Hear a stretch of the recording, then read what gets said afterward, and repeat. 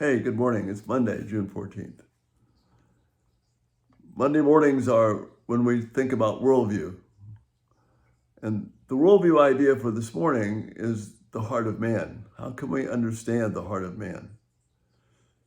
Jesus was very concerned about this. In John 2, he would not accept the praise of the people at the moment because, as the passage so clearly and boldly says, Jesus knew what was in the heart of man. He would not entrust himself to them.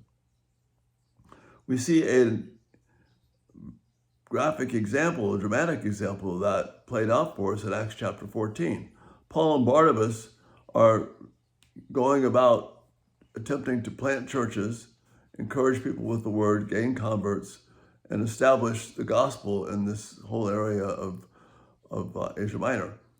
And they've been driven out of one place in Iconium. Even though they did a great job in terms of presentation, people were being won over. The Jews came in, got angry, and managed to turn the crowd against them. So they went to the area next of Lystra.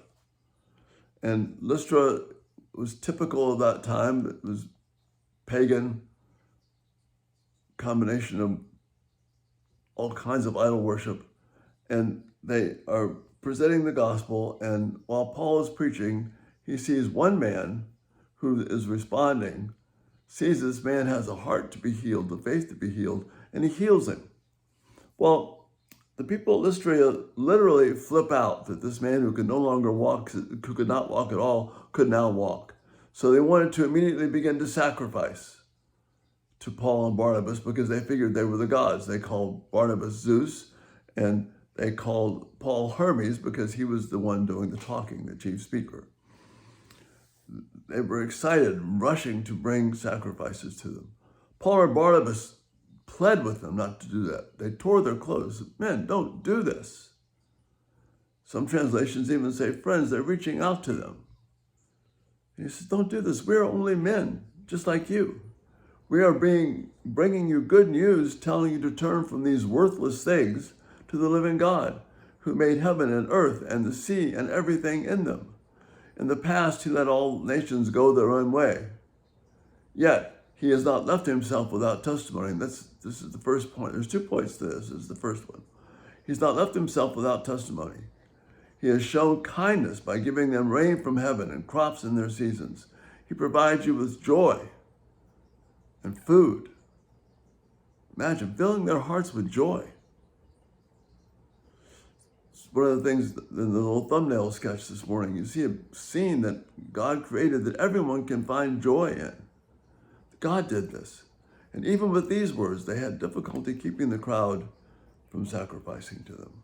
Well, you would think at this moment, this is a pretty cool situation, right? They have come, they have healed this man. Paul and Barnabas have spoken the truth, but done it in such an engaging, appealing manner, touched their lives with their kindness, given them an understanding of just this good, faithful God. He's not some kind of a wild tyrant. He's not someone who doesn't care like their gods do. The Roman gods were, Roman and Greek gods were case studies in every kind of mental disorder and just instability. They're totally unreliable characters. So Paul is giving them an alternative to that, and you would think, if you were stopping our narrative at this point, big win for the gospel, big win for truth. And Paul and Barnabas have taken the big first step in really planting a good church right there in Lystra. But then the next paragraph, this is the second point. First point is these people are madly taken with Paul and Barnabas, wanting to sacrifice them. Sacrifice to them, not sacrifice them, sacrifice to them. Holding them in high esteem, even them equating them with the gods themselves. That's point 1 about the heart of man. Here's point 2 about the heart of man. This is the second part of this, just as important. Then some Jews came from Antioch and Iconium, the places that didn't like what Paul had been doing before, and won the crowd over. They stoned Paul and dragged him outside the city, thinking he was dead. But after the disciples had gathered around him, he got up and went back into the city. The next day, he and Barnabas left for Derbe. So, on the one hand, we're praising Paul, like he's the gods. He and Barnabas are the gods come to earth. Look what they've done. Look what they've said. They've healed this man. Some folks come along, some angry Jews with arguments, and they're bitter and mad because Paul has given them has challenged their traditions and their patriarchy and their legalism and their Pharisaism. And he's challenged all that. So they come and they get back with this crowd. So this crowd, which had seen the miracle of God, which had seen the gracious words of Paul, are now willing to believe these people from another place to the point where they want to stone him. And they do. And it's just the grace of God that Paul survives. Worldview. The heart of man, you can't trust it. The only thing that we can trust is the word of God. If we put our hope in man and try and believe him to be consistent, man is just as fickle as these folks in Lystra. We're no different. Don't entrust yourself to the dark heart of man. Entrust yourself to the glorious gospel of Christ